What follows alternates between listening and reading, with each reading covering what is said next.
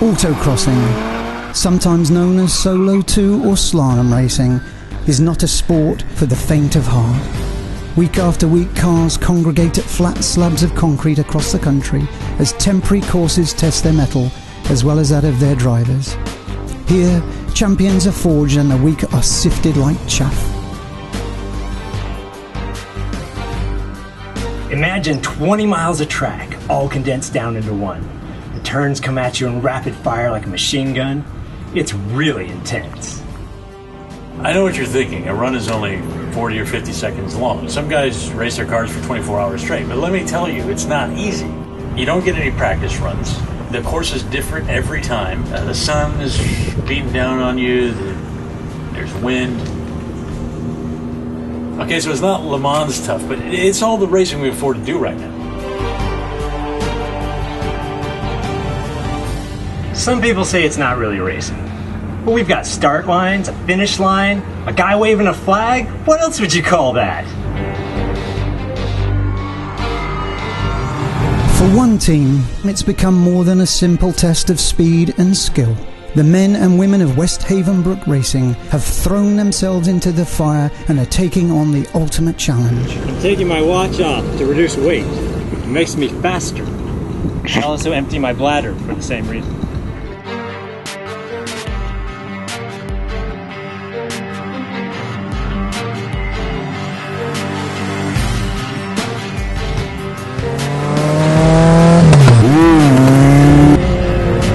Well, I picked up this little Lotus down in Southern California back in '09. I had big dreams of racing her someday. When we started, the car was pretty rough. It was basically a street trim. It was loads of fun. It wasn't going to give anybody a run for their money on the track, though. Well, we started by swapping out the engine for a more modern fuel-injected motor, and we promptly lost our first race. Last. We came in last. That's when the real work began. The team went through the entire chassis, shaving weight and tuning the suspension for the brutal demands of an autocross course.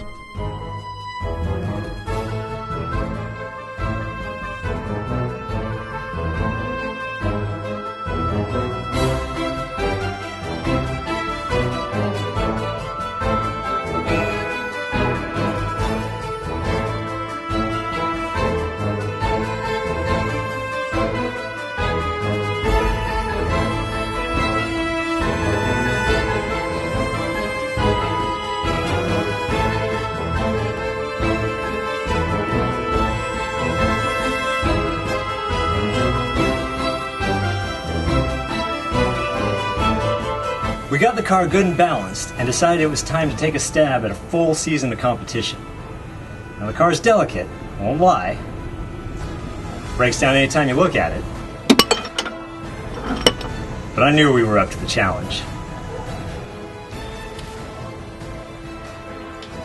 Everything in that car is paper thin. I mean, you're basically riding in a canoe, and it's like suspended on some sheet metal.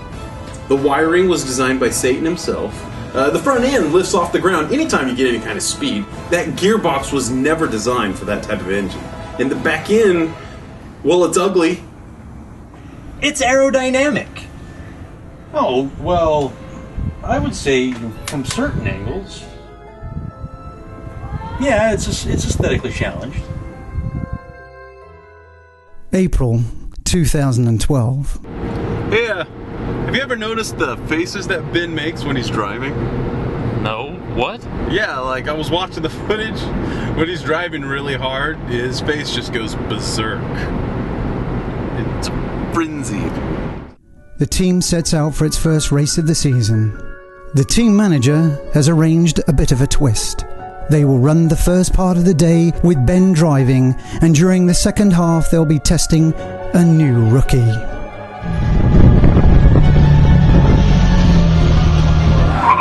I got my start way back when I was barely walking.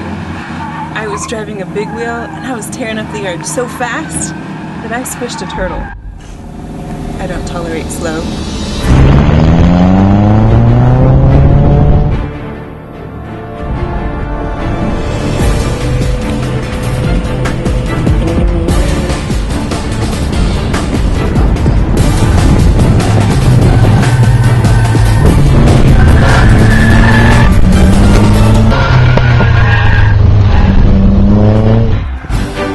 modifications to the car have worked a bit of magic. While once the little Lotus had been 10 seconds off the pace of the competition, it's now solidly in the mix. But even more of a surprise is the speed of their new recruit. Well, it went well. After only a couple of laps, she was only 2 seconds behind Ben. And this is only her first time driving the car, let alone racing. I think her second lap was actually faster than Ben's second lap. It's really great when you can see new talent emerge. She's got some work to do, but I'm sure we'll be seeing more of her. Down the road, in a year or two. I'm ready to race whenever they need me. There are a couple of things I'd like to change though.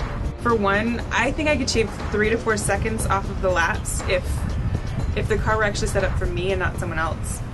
But whatever, bring it.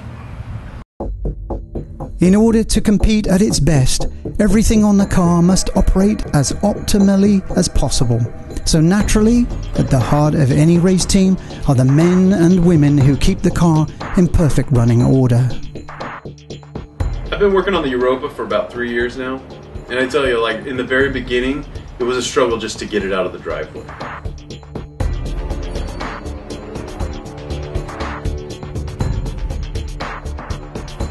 Well, it's a lot of work.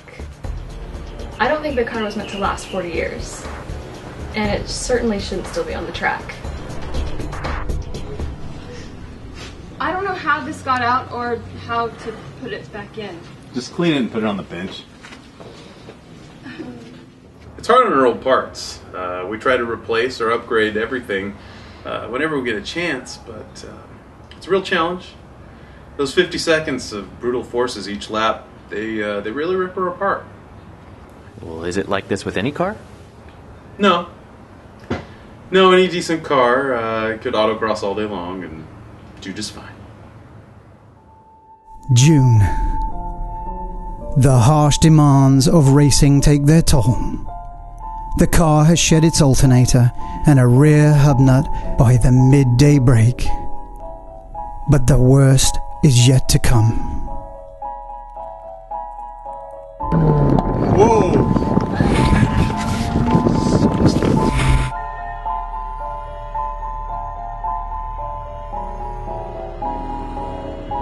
It's mostly when I put in the clutch, but sometimes when it's not, too. Does it have anything to do with the alternator? I mean, we already know it's a problem.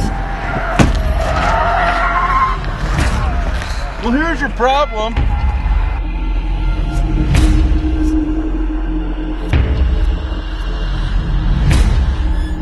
The entire thing's shredded like a taco. Failed underneath the cornering load. Now it looks like some Colby Jack cheese. The maple kind, yeah. The rear suspension bolts up to the transmission, so the transmission mounts have to withstand the cornering forces of the car. The rear mount gave out, so we'll try to beef it up and send it back out. It just shows he's not being smooth with the car. If he got his weight transfers all smooth, this wouldn't have happened. Maybe it's time to give someone else a shot. I drove it to death! Come the July race, the Lotus still isn't back together. When the rear mount failed, it tweaked the transmission in relation to the engine. So we pulled it, try to make sure everything was okay. There were some minor issues, so we put it back in, only to find out it still wasn't right. 3 times.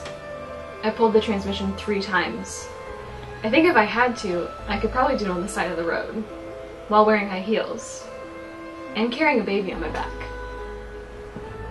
With the Lotus out of commission, we decided to run our new car. It's a Formula 500 car. We're just going to run it at the Autocross as kind of a shakedown. I'm really excited to get to drive an open-wheel car. It's just always been a dream of mine. Not all dreams end so pleasantly. Halfway through the first lap, and before our cameras were even rolling, disaster strikes. Well, we started losing power, and when we got back to the car apart, we found that the back suspension had just collapsed. I guess I'm too much of a driver.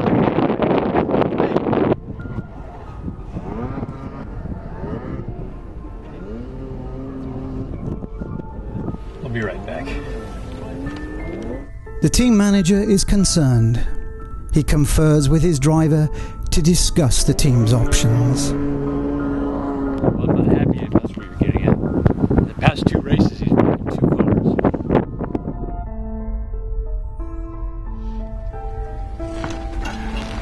Needs new rocker arms in the back. We still don't know what's wrong with the engine. Well, alright, it's going to take some time. What's the priority? The Lotus needs to be running by Labor Day. We still have a shot at the championship, but we can't afford to miss any more races. I don't care how well it's running. We just need to be there in the points. Oh my gosh! It's my favorite term!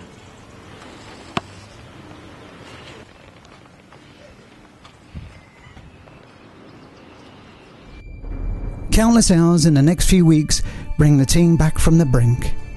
Not only is the Lotus running, but so is the Formula 500.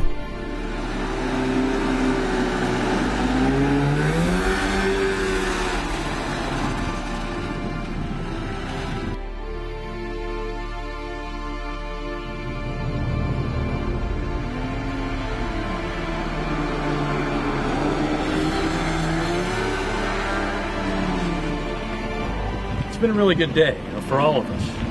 And we needed this, something to show us how good it can be when things actually work. As the race season rages on, the competition only gets stiffer. Common at these events are cars sporting 2 or 3 times the amount of horsepower as the Westhavenbrook car. Some come built that way from the factory, others have been tried and tuned over seasons of racing. Speed is not something that is in short supply. What Ben and the Europa give up in pace to the competition, they make up for in class division. We don't run in the same class as a lot of the heavy hitters. It's good to know their speed, but we're racing to a completely different set of rules. How many? None as far as I know. We're the only ones to step up to the Lotus Classic Open class with the Golden Gate Club. You mean you have no direct competition? Right. So you'll win by just showing up? Well, fingers crossed. The race complete and the Lotus done for the day, the team gathers to make some crucial decisions for their strategy for the rest of the season. Well, we already know that reliability is our Achilles heel. It's a bit of an understatement. We're ahead in the points, and there's only 2 races left. That's not enough for anybody else to come in and beat us on points. So what you're saying is, I've already secured the championship. Not exactly. Since nobody else has contested the class, I'm afraid that they're not going to consider it a legitimate win. So what's the plan? We skip the next race. It's just another opportunity for the car to break, and we can't afford any more major repairs this year. So we just pour everything we have into getting to the next race, and then they can't ignore us. So they'll give us an award out of pity. Exactly. There's no shame in winning by default, only losing by default. What? Let's get the car back home safe and sound, and nobody touch it till October. No time to explain. Get in the llama.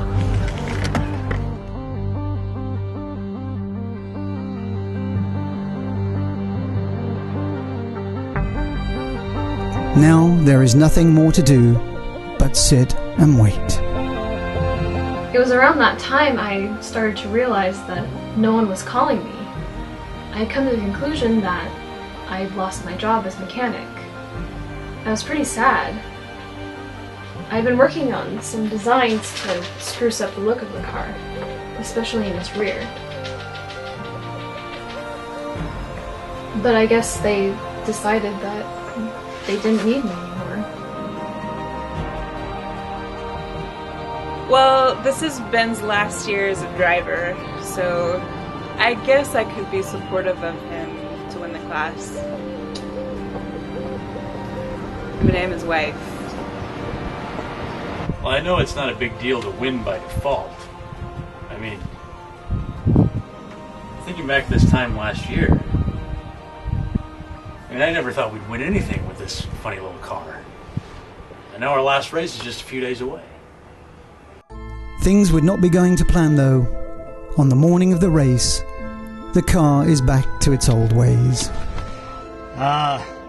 Starter's dead. I could change it, but we're gonna be late. Can we just push start it for now? You can change it out the track. Guys. We could just run without it. We'd be lighter. Guys. Well, it'd be against the rules. Guys, the battery's just unhooked. Remember we disconnected it so it didn't run down while it sat? Well, all right then.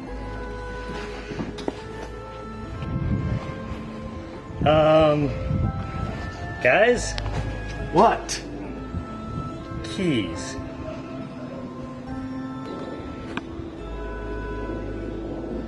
Well,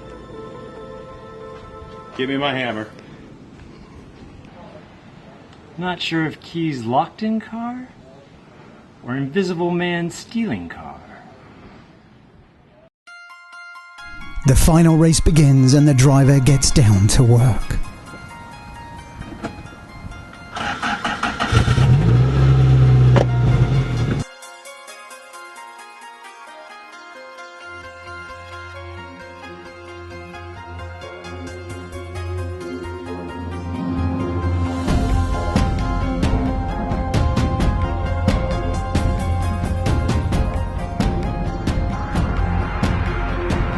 The team manager isn't happy with the times. He senses an impending doom. What's going on? Is something wrong? Well, no, just be cautious. We need to go faster. Don't worry about it. I'm just getting the rhythm now. Well, you got to get the rhythm faster. Just go faster. I've got it.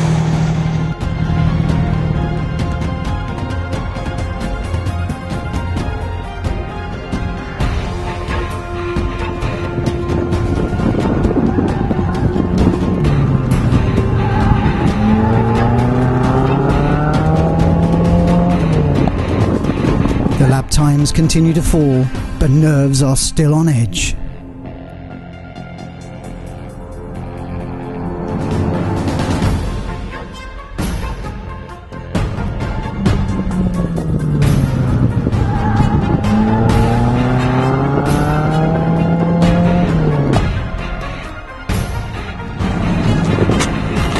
We can just pull him in after the 5th lap.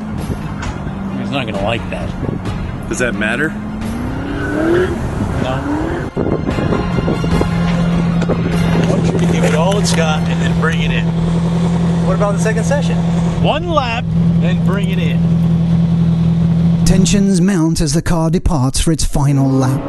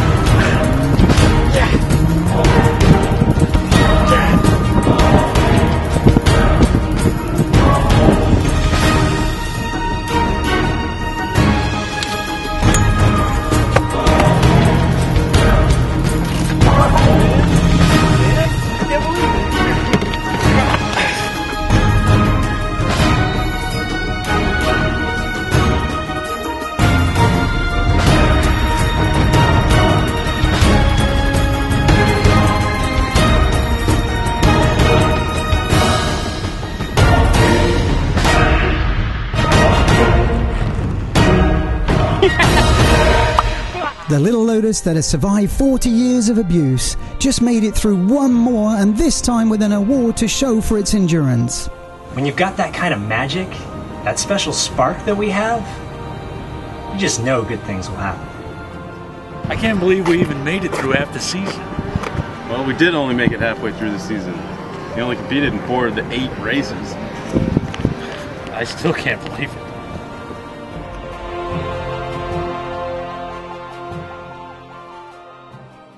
His lap time didn't matter. He had no competition. Yeah, he had no competition.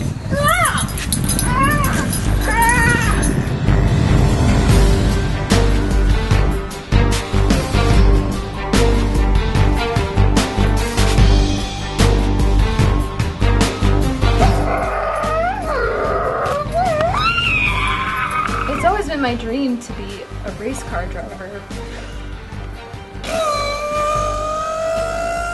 But for some reason, everyone thinks it's not a good idea.